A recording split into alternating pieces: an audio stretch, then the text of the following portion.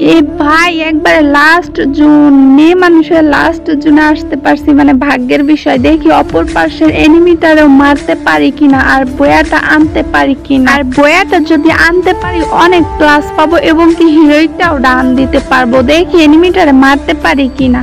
আরে কি রে ভাই, ভাইয়াটা কি মানে এনিমিটা কি টিম আপ করতেছে নাকি? ও ভাই, টিম আপ করলে তো আর ফাইট করতে পারি না, তাই না?